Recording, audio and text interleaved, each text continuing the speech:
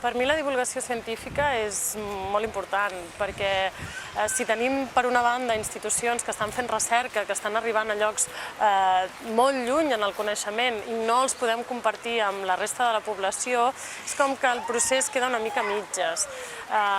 Quan la humanitat comença a pensar i a voler conèixer l'entorn i a voler saber per què veiem la lluna al cel o per què els arbres són de color verd, ho volen saber com a conjunt, no?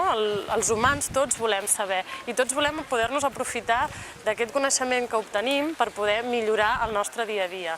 Per tant, jo crec que és molt important tant per tal d'aconseguir noves vocacions, per tal d'aconseguir recolzament, per tal d'aconseguir diners, per tal simplement de compartir un coneixement que es faci divulgació científica, que se'n parli, que ens doni a conèixer quina és la recerca, quins són els avenços, quins són els coneixements, i no només els conceptes, sinó també aquesta manera de treballar que tenen els científics, perquè tenen una manera molt curiosa. D'una banda, han de ser observadors, han de mirar què passa a l'entorn, però per l'altra han de ser molt rigorosos. No pots simplement fer una observació un dia i no tornar-hi mai més.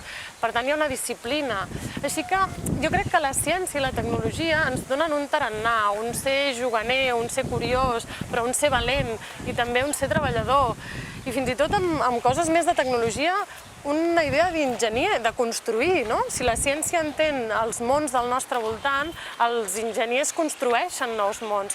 I això és essencial de cara a millorar, a anar a més, a que les properes generacions puguin arribar a, no sé si a dir, a tocar la lluna o a curar quasi totes les malalties, però sí que com a societat, com a planeta Terra, puguem anar a més i no es quedi tot una mica a mitges i ens acabem carregant el planeta i ens n'anem així, com si no hagués passat res.